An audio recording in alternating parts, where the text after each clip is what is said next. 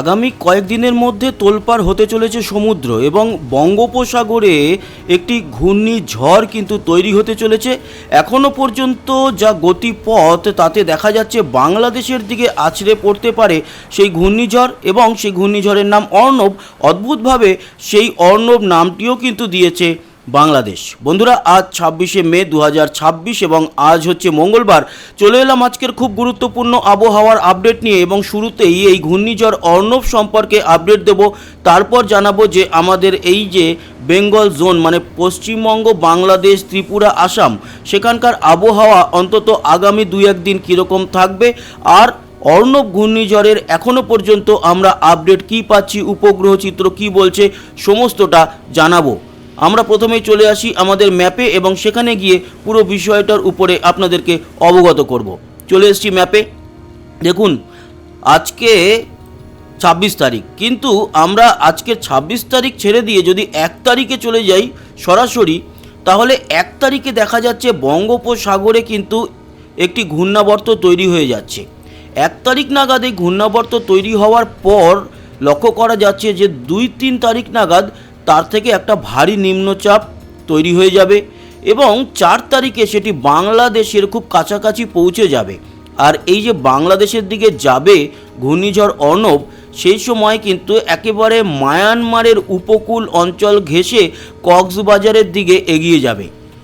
তবে বন্ধুরা, একটা কথা বলে রাখি, এটা ঘূর্ণিঝড়, তাই আগে থেকে বলা মুশকিল যে এক্স্যাক্ট কোন জায়গায় গিয়ে আঘাত হানবে, আর যেই সময় আঘাত হানবে সেই সময় তার গতি বেগ কত থাকবে। তবে এই মুহূর্তে যেই আভাস পাচ্ছি সেটাই আপনাদের সঙ্গে আলোচনা করছি।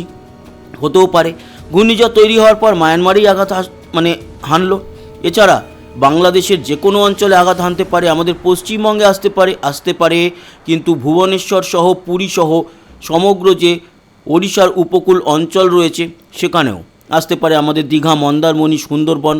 তবে আপাতত যেই সিনারিওটা আমরা দেখতে পাচ্ছি তাতে 5 তারিখ নাগাদ আরও ভারী এই ঘূর্ণিঝড় হয়ে সেটি একেবারে বাংলাদেশের চট্টগ্রাম, মোংলা যে বন্দর আছে, মনপুরা যে দ্বীপ আছে, মনপুরা, হাতিয়া, সেই সমস্ত দ্বীপের দিকে এগিয়ে গিয়ে 6 তারিখে তার ল্যান্ডফল হতে পারে।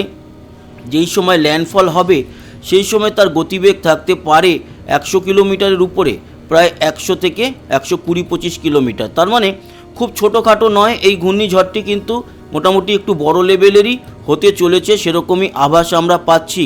এবং সেই আভাস অনুযায়ী দেখা যাচ্ছে যে 7 তারিখে এটি ত্রিপুরার মধ্যে দিয়ে আস্তে আস্তে করে মণিপুরের দিকে বেরিয়ে যাচ্ছে। আর এফেক্টেড তো হবেই বাংলাদেশের দক্ষিণের সমগ্র জেলা, এছাড়া ত্রিপুরা সহ আমাদের পশ্চিমবঙ্গের উপরেও ওর এফেক্ট থাকবে। তবে আবারও বলছি, এই ঘূর্ণিঝড়টি তৈরি হওয়ার পর এক্স্যাক্ট কোন জায়গায় গিয়ে আঘাত হানবে সেটা এখন খানিকটা আভাস পেলেও এটা সম্পূর্ণ রকমভাবে বদলে যেতে পারে, সম্পূর্ণ রকম। তাই প্রতিনিয়ত প্রতিদিন ওয়াচ করছি আমরা, আপনাদেরকে সেই তথ্য তুলে ধরছি। এখনও পর্যন্ত যা ইনফরমেশন তাতে বাংলাদেশের দিকে যাচ্ছে এরকমটা লক্ষ্য করা যাচ্ছে। আর এর ফলে বাংলাদেশ সহ বাংলাদেশের দক্ষিণের প্রত্যেকটি জেলা, বিশেষ করে সুন্দরবন অঞ্চল, বরগুনা, খুলনা, বরিশাল, মঠবাড়িয়া সহ এদিকে কক্সবাজার, চট্টগ্রাম, লংগদু, রাঙামাটি, বিলাইছড়ি, খাগড়াছড়ি, কুমিল্লা, এই সমস্ত জায়গার উপরে যেরকম এফেক্ট থাকবে, পরবর্তী সময় ভারী থেকে অতি ভারী বৃষ্টি এবং ঝড় ত্রিপুরার মধ্যে দিয়ে আস্তে আস্তে গিয়ে সেটি কিন্তু সিলেটের শিলচর হয়ে মণিপুরের দিকে এবং আসামের দিকে চলে যাবে।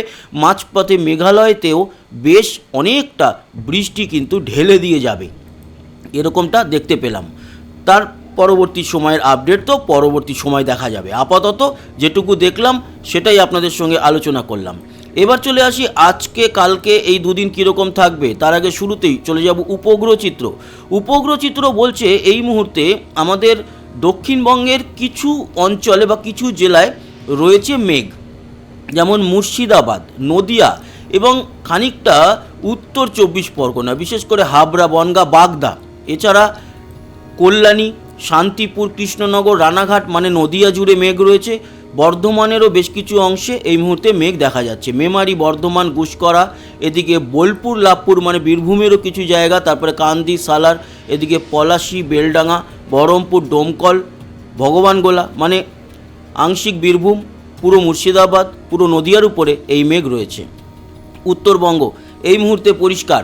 এছাড়া আমাদের দক্ষিণবঙ্গের কলকাতা সহ হাওড়া, হুগলি, পূর্ব পশ্চিম মেদিনীপুর, দক্ষিণ 24 পরগনা, তারপরে পুরুলিয়া, বাঁকুড়া, ঝাড়গ্রাম, এই যে জেলাগুলো কিন্তু এই মুহূর্তে পরিষ্কার লক্ষ্য করা যাচ্ছে। আর বাংলাদেশের খুলনা, বরিশাল, সাতক্ষীরা, যশোর, চুয়াডাঙ্গা, ঢাকা, মাদারীপুর, মঠবাড়িয়া, বরগুনা, এদিকে মনপুরা, হাতিয়া দ্বীপগুলো, চট্টগ্রাম, কুমিল্লা, এই সমস্ত জায়গাতে কিন্তু মেঘ রয়েছে এবং ময়মনসিংহতেও মেঘ লক্ষ্য করা যাচ্ছে, ত্রিপুরাতেও রয়েছে এই মুহূর্তে মেঘ। এই মেঘের জন্য কোথায় কোথায় বৃষ্টি হচ্ছে সেটাও আমরা দেখে নেব। বৃষ্টি হচ্ছে বাংলাদেশের দক্ষিণে এই মুহূর্তে ব্যাপক বৃষ্টি চলছে, বিশেষ করে বরিশালে তো বৃষ্টি এই মুহূর্তে দেখতেই পাচ্ছি আমরা। বরিশাল সহ এদিকে চর যমুনা, তারপরে পিরোজপুর, বরিশাল, মাদারীপুর, খুলনা, এদিকে চাঁদপুর, এদিকে কুমিল্লা, প্রচুর অঞ্চল জুড়ে, ঢাকাতেও কিন্তু বৃষ্টি দেখা যাচ্ছে। মাধবপুর, তারপরে কিশোরগঞ্জ, মৌলভীবাজার, দিরাই, সিলেট, সুনামগঞ্জ, এই সব জায়গায় এই মুহূর্তে বেশ ভালো বৃষ্টি চলছে এবং ত্রিপুরা জুড়েও বৃষ্টি। একেবারে দক্ষিণের কিছুটা অংশ বাদ দিলে পুরো ত্রিপুরা জুড়ে এই মুহূর্তে বৃষ্টি কিন্তু আমরা দেখতে পাচ্ছি। রূপাইছড়ি, শিলাইছড়ি, এই অঞ্চলগুলো বাদ দিলে বাকি আগরতলা সহ বেলোনিয়া, বৈখোড়া, অমরপুর, কিল্লা, উদয়পুর, বিশ্রামগঞ্জ, মেলাঘর, তারপরে টাকারজলা, তেলিয়ামুড়া, মান্ডিরি, কল্যাণপুর, আমবাসা, খোয়াই, সব জায়গাতে এই মুহূর্তে ত্রিপুরাতেও বৃষ্টি। তবে আমাদের দক্ষিণের আকাশে, মানে দক্ষিণবঙ্গের আকাশে মেঘ থাকলেও এই মুহূর্তে কিন্তু সেরকমভাবে বৃষ্টি খুব একটা জায়গায় দেখা যাচ্ছে না। কিছুটা জায়গায়, মুর্শিদাবাদের হালকা কিছুটা জায়গাতে বৃষ্টি চলছে। উত্তরবঙ্গ তো এই মুহূর্তে পরিষ্কার, সেটা দেখলামই। আবহাওয়ার সতর্কতা কোথাও আছে কি না? একদমই আছে। বাংলাদেশে সতর্কতা থাকা উচিত, কিন্তু এই ম্যাপে বাংলাদেশের এই আবহাওয়ার সতর্কতা দেখায় না, এটা ইন্ডিয়ার দেখায়। ফলে আমরা ত্রিপুরাতে দেখতে পাচ্ছি কমলা সতর্কতা জারি রয়েছে। বাকি অঞ্চলে কিন্তু, মানে ভারতের বাকি অঞ্চলে বলতে পশ্চিমবঙ্গ আর আসামে কোথাও কোনো হলুদ বা কমলা সতর্কতা নেই। ভারতের বা মধ্য ভারতের বা উত্তর ভারতের বেশ কিছু জায়গাতে রয়েছে, কিন্তু আমরা যেহেতু বেঙ্গলেরই আপডেট দিই, তাই বেঙ্গল জোনের মধ্যে ত্রিপুরাকেই দেখতে পাচ্ছি কমলা সতর্কতার অন্তর্ভুক্ত রয়েছে। এর পরবর্তী সময় বৃষ্টি কোথায় হতে পারে সেটাও দেখে নেব। এই মুহূর্তে তো বৃষ্টি কোথায় হচ্ছে জানালামই। আজকের বিকেল ও সন্ধ্যের দিকে আমাদের দক্ষিণবঙ্গ মোটামুটি পরিষ্কার থাকছে, বা আমাদের পশ্চিমবঙ্গে সেরকম কোনো বৃষ্টির সম্ভাবনা নেই। মাঝরাতের পর মালদা এবং আংশিক বীরভূম, দক্ষিণ দিনাজপুরে খানিকটা বৃষ্টি, উত্তরবঙ্গে হালকা মাঝারি বৃষ্টি থাকবে, উত্তর বাংলাদেশে, পূর্ব বাংলাদেশে বৃষ্টি থাকছে, সিলেট, ময়মনসিংহ, কলাই, বগুড়ার দিকে। 27 তারিখে কিন্তু আগামীকাল সকাল থেকে আমরা সিলেটের দিকে, আসামের শিলচরের দিকে বৃষ্টি দেখতেই পাচ্ছি। আগামীকালকেও আমাদের দক্ষিণবঙ্গের জন্য সেরকম কিছু বৃষ্টি নেই। বাংলাদেশে বৃষ্টিটা কনস্ট্যান্ট থাকছে এবং 28 তারিখ পর্যন্ত থাকছে। তবে 28 তারিখে যেটা দেখা যাচ্ছে, আমাদের দক্ষিণবঙ্গে 28 তারিখে কিন্তু বৃষ্টি আসতে চলেছে, এরকমটা দেখতে পাচ্ছি। যদি আপনাদের বৃষ্টির পরিমাণে নিয়ে গিয়ে দেখাই, তাহলে দেখতে পারবেন আজকের যে বৃষ্টির সম্ভাবনা সেটা আগামীকাল ভোররাত অবধি যেটা দেখলাম, তাতে ওই যে বললাম মালদা এবং দক্ষিণ দিনাজপুরে আছে, আংশিক মুর্শিদাবাদে আছে এবং হালকা মাঝারি বা মাঝারি বৃষ্টি আমরা আলিপুরদুয়ার, শীতলকুচি, দিনহাটা, কোচবিহার, ধূপগুড়ি, জলপাইগুড়ির দিকে দেখতে পাচ্ছি। শিলিগুড়িতে খুব একটা কিছু নেই, কিন্তু বাংলাদেশের সিলেটে এবং আসামের শিলচরে ভারী বৃষ্টি, ময়মনসিংহেতেও বৃষ্টি আছে, মৌলভীবাজারেও বৃষ্টি আছে, কুমিল্লাতেও হালকা মাঝারি, ঢাকাতেও হালকা মাঝারি বৃষ্টি আছে, কলাই বগুড়ার দিকে খানিকটা বৃষ্টি থাকছে, রংপুর, দিনাজপুরের দিকেও বৃষ্টি থাকছে। আর ত্রিপুরাতে তো বৃষ্টি রয়েছে এবং এই মুহূর্তে হচ্ছে ভারী বৃষ্টি, সেটা জানালাম। আসাম জুড়েও কিন্তু দেখতে পাচ্ছি সব জায়গাতেই বৃষ্টি আছে, কোথাও কোথাও মাঝারি, ভারী খুব একটা বলা যাবে না, মাঝারি বৃষ্টি রয়েছে। আর আমাদের দক্ষিণে খুব ছিটেফোঁটা একটু বৃষ্টি আমরা দেখতে পাচ্ছি খড়গপুর, চাকুলিয়া, ঝাড়গ্রামে আজকেই রয়েছে। বিকেল সন্ধ্যার দিকে এই বৃষ্টিটা সম্ভবত আমরা দেখতে পাচ্ছি। এবার আসি আগামীকালকে যদি ভোররাত থেকে দেখা যায়, তাহলে আগামীকালকের দিনটাতে আমাদের দক্ষিণবঙ্গের ক্ষেত্রে সেরকম কিছু নেই, উত্তরবঙ্গ ছিটেফোঁটা। তবে হ্যাঁ, বাংলাদেশে চলবে, বাংলাদেশে ঢাকা সহ এদিকে কুমিল্লা, ময়মনসিংহ, সিলেট, মৌলভীবাজার সব জায়গাতেই চলবে। আগামীকাল ত্রিপুরার বৃষ্টিটা একটু কম থাকবে, তবে উত্তর ত্রিপুরায় থাকবে, শিলচরে থাকবে বৃষ্টি, আসামের বৃষ্টির পরিমাণ কম থাকবে, গুয়াহাটি, গোয়ালপাড়ার দিকে একটু বৃষ্টি দেখা যাবে। আর 28 তারিখের যেটা বলছিলাম, 28 তারিখে মূলত আমরা যেটা দেখতে পাচ্ছি আমাদের দক্ষিণবঙ্গে বৃষ্টি আছে। কোথায় কোথায়? কলকাতা সহ এদিকে 2 চব্বিশ পরগনা, পূর্ব মেদিনীপুরের কাথি, এদিকে হলদিয়া, তমলুক, খড়গপুর, ঝাড়গ্রাম, চন্দ্রকোনা, বাঁকুড়া, ভাটপাড়া, কলকাতা, হাওড়া, হুগলি, কৃষ্ণনগর মানে নদিয়া জুড়ে, এবং বেশ খানিকটা মুর্শিদাবাদেও এই বৃষ্টি দেখা যাবে।